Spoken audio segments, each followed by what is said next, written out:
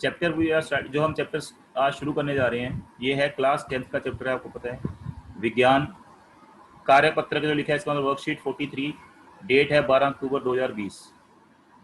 कक्षा अध्यापक नहीं हूँ, आप इसमें ये देख सकते हैं। आपका चैप्टर है चैप्टर नंबर 5, जिसका नाम है तत्वों का आवर्त वर्गीकरण। ये आपका 5th चैप्टर है आपके साइंस के सिलेबस में। तत्व होते हैं एलिमेंट, जैसे आपने एलिमेंट्स पहले बहुत पढ़े हुए हैं, कार्बन या पढ़ते आ रहे हैं, अब इनको हम पढ़ेंगे कितने एलिमेंट हैं, तत्व असल में है कितने। हाइड्रोजन, एच से आपको जैसे एच लिखा जाए, अगर साइंस का हम सोच रहे हैं तो क्या है, ये हाइड्रोजन का सिंबल है। अगर मैं ऐसे लिख दूं Na, तो ये क्या है, एक तत्व का सिंबल है, चिन्ह है सोडियम का। अगर मैंने लिख दिया S, अगर साइंस में हम पढ़ रहे हैं, केमिस्ट्री में तो सिंबल है एक चीज़ का, रसायन विज्ञान में, केमिस्ट्री में सिंबल है किसी चीज़ का, चिन्ह है किसका, सल्फर का। Su का मतलब सल्फर, SeN का मतलब नाइट्रोजन। ये सारे तत्व हैं अलग अलग जो हमारे आसपास मिलते हैं। कार्बन का तो हमने बहुत डिटेल में पढ़ा। तो इन तत्वों को हम वर्गीकरण करना पड़ेगा। वर्गीकरण होता है क्लासिफिकेशन। जैसे हमारे पास घर में, अगर तुम्हारे पास घर में हम क्या रखते हैं, बाथरूम में बाथरूम की चीज़ें रखते हैं। अगर तुम देखो नमक तुम्हारे घर में कहाँ रखा होगा, सिंपल सी बात है, रसोई में। नमक को हम बाथरूम में तो नहीं रख के आएंगे। नमक है, मिर्ची है, सब्जियां हैं, बाथरूम में तो नहीं रखते। सब्जियां फ्रिज में रखेंगे अगर रखनी है, या रसोई में रखेंगे। तो हमने वर्गीकरण कर रखा है ना। तुम्हारे घर में रसोई के अंदर बेड तो नहीं लगा रखा, या कहीं भी, मतलब वर्गीकरण करते हैं हम, क्लासीफाई तो करते हैं ना। तुम्हें क्लासीफाई कर रखे हमने, क्लासिफिकेशन की जरूरत है, वर्गीकरण करना पड़ता है कि कौन सी चीज़ कहाँ रखनी है किसी बेस पे। जैसे तुम लोग 10th में हो, अब 10th के कौन से सेशन में हो, सी में। अब सारे बच्चे अगर 10th में हो तो पता कैसे चलेगा कौन हिंदी मीडियम है, कौन इंग्लिश मीडियम में है, कौन कहाँ है। तो उसको हम वर्गीकरण करते हैं, सारी नेचर ने वर्गीकरण कर रखा है। इट मीन्स आवर्तों का वर्गीकरण। आवर्त क्या होता है, आवर्त मतलब रिपीट होना। आप मैथ्स में पढ़ते हो फ्रीक्वेंसी, फ्रीक्वेंसी आवर्तीय, आवर्त होता है, जो आवर्तीय होती है उसको हम फ्रीक्वेंसी बोलते हैं। बार बार आता है, जो बार बार आना। तो तत्वों को आवर्त में बनाया हमने, उसका वर्गीकरण किया। ये चैप्टर का नाम आपको जस्टिफाई हो गया। इसकी जरूरत क्यों पड़ी, ये आपके चैप्टर में है। इसकी जरूरत इसलिए पड़ी क्योंकि 109 के करीब एलिमेंट थे, और अब भी और भी मिल गए हैं। तो इतने सारे एलिमेंट्स को अलग अलग याद रखना तो बहुत मुश्किल है। अकेला कार्बन, आपने चैप्टर 4 पिछले वीडियो में देख लेना, आपने चैप्टर 4 पढ़ा, अकेले कार्बन के ही कई लाखों में है, 60,000 अगर लगाएं, 60,000 से ज़्यादा कंपाउंड है। कितना अलग अलग पढ़ेंगे हम। और अगर 109 एलिमेंट पढ़ने हो अलग अलग, उससे भी ज़्यादा हो चुके हैं। पर इतने सारे एलिमेंट या तत्व, एलिमेंट मतलब तत्व हिंदी में होते हैं, तो उनको तो पढ़ना बहुत मुश्किल है। हमारे आसपास के पदार्थ तत्व के रूप में रहते हैं, मिश्रण के रूप में रहते हैं, या यौगिक के रूप में रहते हैं। मिश्रण कैसे, जैसे लोहे के अंदर आपका लोहा है वो आयरन, जिसको हम, उसका सिंबल क्या है, चिन्ह क्या है, आप पढ़ते आ रहे हो 9th क्लास से, छोटी क्लास से, Fe। तो इस तरह से हमने इनको, हमारे आसपास चीज़ें, लोहे के ऊपर पेंट है, ये एक मिश्रण हो गया, लोहा पेंट साथ में मिलके। यौगिक क्या होते हैं, जैसे कार्बन डाइऑक्साइड एक यौगिक है, जो हमारे, हम सांस लेते हैं तो कार्बन डाइऑक्साइड छोड़ते हैं बाहर, तो कार्बन डाइऑक्साइड गैस एक यौगिक हो गया। तत्व कैसे हो गए, जैसे कोयला है, कोयले के अंदर क्या होता है, कार्बन भी होता है, सल्फर भी होता है, ये भी मिश्रण भी हो सकता है। तो ऑक्सीजन हम लेते हैं, वो एक यौगिक है या तत्व है। उस तरह से हम चीज़ें चलते हैं। तत्व ऐसे पदार्थ होते हैं जो एक ही प्रकार के अणुओं से मिलकर बने होते हैं, जैसे कि सोडियम। सोडियम में सिर्फ सोडियम के अणु होंगे, अगर वो सोडियम है अकेला। अगर उसके साथ कुछ मिक्स हो गया तो वो यौगिक बन जाएगा या मिश्रण होगा। सोना है, सोना आप देखते हो, गोल्ड, जिसका सिंबल है, आपको सिंबल चिन्ह जरूर याद करने हैं। ये चिन्ह सारे आपको 5वें चैप्टर में मिल जाएंगे, वो डायग्राम आपको करनी है, आवर्त सारणी बनी हुई है आपकी। Au। मैग्नीशियम, मैग्नीशियम का सिंबल, मैग्नीशियम का आपने चिन्ह पढ़ा होगा पहले, Mg। आप चैप्टर 1st, 2nd, 3rd कर चुके हो सारे। Mg magnesium. तो ये मैग्नीशियम में सिर्फ मैग्नीशियम के अणु होंगे, गोल्ड सोने में सिर्फ सोने के, सोडियम में सिर्फ सोडियम के अणु होंगे। तो इस तरह से उन तत्वों को जिसमें एक जैसे अणु पाए जाते हैं सारे, तो उनको हम बोलते हैं तत्व। तत्व के अंदर सारे अणु एक जैसे होते हैं। अभी तक कितने तत्व ज्ञात हैं, 118 तत्व। मैंने 109 बोला था, वो पहले के हैं। 118 तत्व ज्ञात हैं, जिसमें कुछ आर्टिफिशियल हैं, बनाए गए हैं, कुछ नेचुरल, नेचर में मिलते हैं। कितने पाए जाते हैं नेचर में, 98, 98 प्राकृतिक रूप से बनाए गए हैं, पाए गए हैं। बाकी कितने बचे? 118 में से 98 गया 20। 20 जो हैं वो आपने वैसे बनाए हैं जो आदमी हमने आर्टिफिशियल ह्यूमन बीइंग ने बनाए हैं। वर्गीकरण क्यों चाहिए? आपको पता ही है, हर एक चीज को क्लासिफाई करने में अच्छा लगता है ना। अगर घर में सारा कुछ लाके रखते हैं हम सामान एक जगह, साबुन भी उसी के अंदर, एक ही डिब्बे में साबुन, नमक, चीनी, दाल सब रख दें? नहीं, अलग अलग डिब्बे में रखते हो ना। कितना भी कैसा भी घर हो, कितना भी छोटा घर हो, लेकिन तुम नमक के अंदर चीनी डाल के तुम रखते डिब्बे में? नमक, चीनी, आटा, दाल सब एक साथ रख देते हो एक ही डिब्बे में?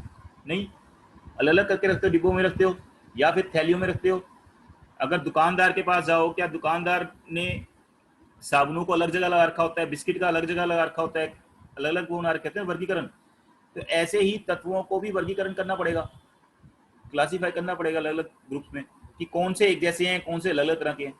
तो इसका अगर पेपर में आप पूछ लेते हैं वर्गीकरण क्यों करते हैं, तत्वों को सुव्यवस्थित ढंग से पढ़ने के लिए, उनके अध्ययन को आसान बनाना के लिए उनको वर्गीकृत किया जाता है। अगर मैं कह दूं कि सारे, अब तुम्हारे क्लास, अभी मैं कह दूं कि सारे स्कूल के बच्चे मेरे इसमें आ जाओ जूम क्लास में, अगर सारे स्कूल के या सारे बच्चे कहीं पे आ जाएं, या कोई भी पार्टिसिपेंट सारे लोग एक जगह आ जाओ, सबको एक जैसा पढ़ा दूंगा तो चल जाएगा काम?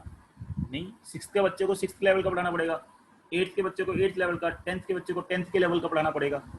वर्गीकरण करना पड़ेगा ना कि ये कौन सी क्लास का है, ये कौन सी क्लास का है, इस तरह से पढ़ाना पड़ेगा ना। अगर मैं सिक्स के बच्चे को ये पढ़ाना शुरू कर दूं तो मुश्किल हो जाएगा उसके लिए। तो इसलिए हम उसको क्या करते हैं, वर्गीकरण करते हैं, ताकि उसको सुव्यवस्थित, सुव्यवस्थित मतलब अच्छा, अच्छे से ढंग से मैनेज, जैसे हम मैनेज करके चलें, और उनके अध्ययन को आसान बनाने के लिए। जैसे चैप्टर हैं, अब सारे चैप्टर एक साथ लगा दूं मैं, एक सारा कुछ एक ही चैप्टर में लिख दूं तो कंफ्यूज हो जाएंगे। चैप्टर बांटे हुए ना बुक में, 18 चैप्टर 16 चैप्टर ऐसे बांट दिए ना अलग चैप्टर में कि ये चीज़ यहाँ पढ़ेंगे, यहाँ पे। तो इसको बोलते हैं वर्गीकरण। तत्वों में भी ऐसी वर्गीकरण पढ़ना पड़ता है। सबसे पहले जो तत्व होते हैं उनको कैसे वर्गीकृत किया, जो आपने चैप्टर 3 में देखा होगा, धातु और अधातु के रूप में वर्गीकृत किया है। फिर उनके गुण धर्म के बारे में पढ़ते गए तो उनको हमने अलग तरह से वर्गीकृत करते गए धीरे धीरे।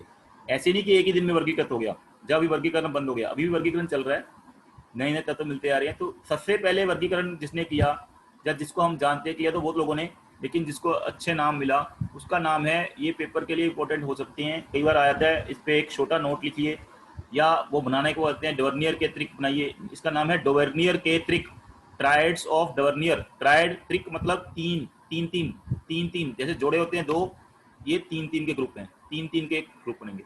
कब किया? सन 1817 में, आज से 203 साल पहले की चीज है। डवर्नियर जो एक जर्मन साइंटिस्ट थे, उन्होंने समान गुणधर्म वाले, गुणधर्म प्रॉपर्टी जो एक जैसे होते हैं, जो एक जैसे हैं वो एक जगह, जो अलग अलग है उनको अलग अलग जगह करते हैं, एक जैसे तत्वों के समूहों को वर्गीकृत करने का प्रयास किया। उन्होंने कैसे लगाया उनको? तत्वों में दो चीजें होती हैं, आपने पढ़ा है पहले, नाइन्थ में पढ़ा है आपने, चैप्टर 3 में, नाइन्थ वाले में पढ़ सकते हैं आप, उसको फिर दोबारा देख सकते हैं। परमाणु भार, परमाणु भार होता है, एक होता है परमाणु संख्या। परमाणु संख्या से तो आपको इलेक्ट्रॉन प्रोटॉन की संख्या पता लगती है, ये है परमाणु भार। एक होती है परमाणु संख्या। तो उसने लगाया परमाणु भार के अनुसार, ये याद रखना किसके अनुसार लगाया है, परमाणु भार के अनुसार, क्रमवार। क्रमवार मतलब बढ़ते क्रम में तीन तत्वों के समूह मिले उनको, तीन तीन तत्वों के समूह मिले, क्योंकि उसमें ज्यादा तत्व पता नहीं थे, 203 साल पहले की बात कर रहे हैं हम। उनको उसने त्रिक बोला, त्रिक मतलब तीन, तीन से बना हुआ समूह, ट्राइड इंग्लिश में बोलते हैं। त्रिक के जो बीच वाला तत्व होता था उसका परमाणु भार बाकी वाले दो तत्वों के परमाणु भार का माध्य, माध्य मतलब मिडल। अभी आपको एग्जांपल करके दिखाएंगे कैसे। पहले आप समझ लें क्या किया उसने, तत्वों को व्यवस्थित करने का प्रयास किया उसने, परमाणु भार के बढ़ते हुए क्रम में लगाया उनको, तो तीन तीन तत्वों के समूह मिले उसको, जिसमें कि बीच वाला जो तत्व था वो उसका परमाणु भार बाकी दोनों के परमाणु भार का माध्य मतलब मिडल होता है, मीन होता है। उसको देखेंगे कैसे होता है, वो भी हम करके देखते हैं आगे। तो देखिए, हाँ, उदाहरण के लिए आप देखिए कैसे हैं। ये उसके ट्रिक थे, ज़्यादा नहीं बन पाए थे, जितने उसमें पता थे। लिथियम, Li लिथियम, ये आपको याद करना ही पड़ेगा। इसको याद करने के लिए आप पीरियोडिक टेबल का सहारा, आवर्त सारणी का सहारा ले सकते हैं। आवर्त सारणी आप बुक में से बना के उसको याद कर सकते हैं। Ca मतलब कैल्शियम, Cl क्लोरीन, Li का जो होता है भार, लिथियम, ये ये तो नाम बता रहे हैं हम। सोडियम, SR मतलब ये आपको याद करना इतना बार आता नहीं है, फिर भी याद कर लिए। स्ट्रोंशियम, BR का मतलब ब्रोमाइन, के मतलब पोटाशियम, के सिंबल है पोटाशियम का चिन्ह है, BA बेरियम का, और I है आयोडीन का। आप इनको द्वारा वीडियो को पॉज करके द्वारा सुन सकते हैं। अब आपके पास आया, हम एक उदाहरण लेते हैं। पहले वाला ये है ट्रिक ये वाला है 1 2 3, ये एक ट्रिक है, ये दूसरा ट्रिक है, और ये तीसरा ट्रिक है। तो पहले ट्रिक में अगर देखें हम, लिथियम, लिथियम का भार जो होता है Li का मतलब है लिथियम, लिथियम का भार होता है 6.9, सोडियम का भार होता है 23, और पोटाशियम के पोटाशियम है। पोटाशियम का नाम के क्यों पड़ा, के चिन्ह क्यों पड़ा, आपको ये पढ़ा हुआ है अपने 9th में, या सुन लीजिए। केलियम इसका ग्रीक में नाम है, ग्रीक मतलब यूनानी भाषा में, यहाँ से हम ज़्यादातर सिंबल लेते हैं केलियम। तो केलियम से हमने के ले लिया, इंग्लिश में इसको पोटाशियम बोलते हैं, लेकिन ग्रीक भाषा में क्या बोलते हैं, केलियम। केलियम से इसका सिंबल पड़ गया के, जबकि पोटाशियम के अंदर कोई स्पेलिंग में के नहीं आता। तो ये याद रखना आपको के कहाँ से आया। सोडियम में भी ऐसी है, नेटेरियम से सोडियम, वैसे इसका नाम सोडियम है, हम जो साइंस में पढ़ेंगे, लेकिन ग्रीक भाषा में इसका नाम है नेटेरियम, तो वहाँ से ले लिया Na, इंग्लिश से लिए गए। तो ये ट्रिक देख लिया आप। 6.9 है लिथियम का परमाणु भार, सोडियम का बहुत ध्यान से याद रखना कि परमाणु भार था, ये भार के बेस पे लिया है। Na सोडियम, सोडियम 23, पोटाशियम के जिसका है 39। अब जोड़ के देखिए 39 और 6 बनेगा 45।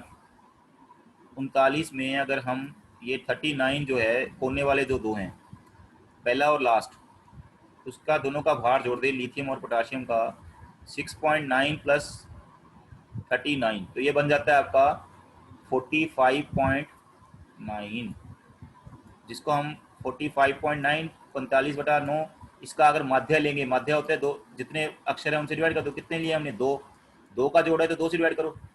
तो 45.9 को अगर 2 से डिवाइड करोगे तो तुम्हें पता है 22 दूना 44 और 19 22.9 समथिंग, दैट इज 22.9 कितना होता है, अराउंड 23 के अराउंड आ रहा है। 22.95 आ रहा है, तो वो कितना आ गया, अराउंड 23। 23 किसका है, सोडियम का। मतलब इन दोनों का भार मिला के उसका जो मध्य आएगा, मीडियन आएगा, मिड पॉइंट, मिड, या फिर उसको हम एवरेज बोलेंगे, तो वो कितनी आती है, बीच वाले के बराबर।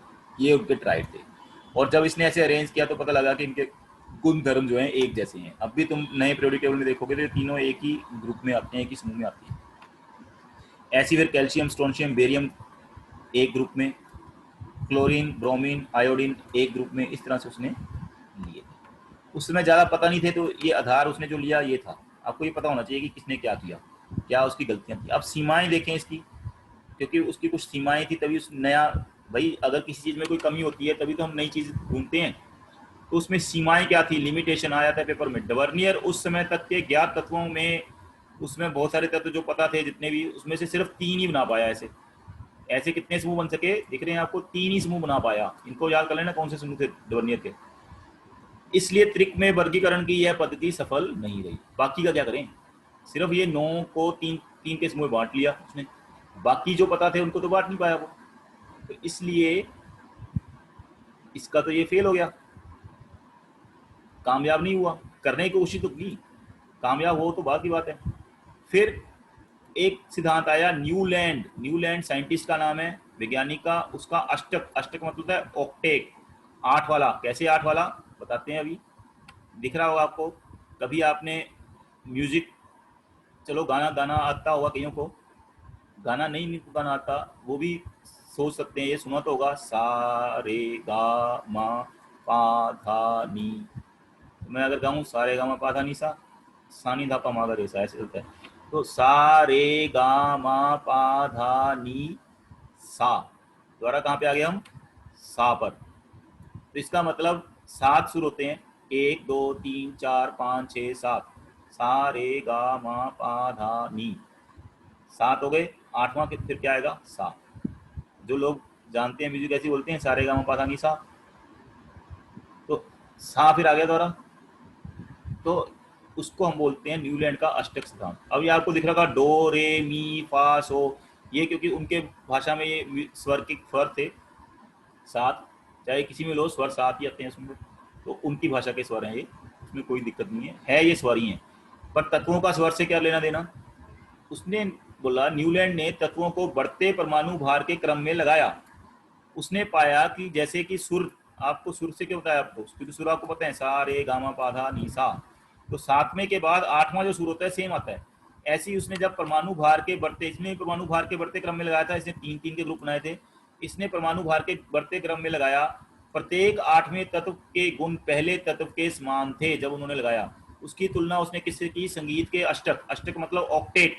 ऑक्टेव क्या होता है कि सातवें के बाद आठवां जो है सेम होगा, फिर उसके बाद ये सेम आएगा घूम के, इसलिए इसको अष्टक का सिद्धांत कहा गया। म्यूजिक में जैसे 7 नोट्स बोलते हैं इंग्लिश में, 7 स्वर होते हैं, उसके बाद आठवां रिपीट करता है दोबारा, तो ऐसे ही इसमें ये गुणधर्म रिपीट करते हैं हर आठवें स्वर के, हर आठवें तत्व के, जबकि उनको परमाणु भार के बेस पे लगाया। ये देखिए उसने कैसे लगाया था, बाद में इसकी भी सीमाएं आएंगी। ये देखिए हाइड्रोजन, हाइड्रोजन के बाद लिथियम, लिथियम के बाद बेरियम, बढ़ते क्रम में लगाया। हाइड्रोजन का 1, लिथियम का 6.9, बेरियम का उससे ज़्यादा, फिर उसमें बोरोन, ये कार्बन है, ये नाइट्रोजन, ऑक्सीजन, फ्लोरीन, एफ से Na, सोडियम।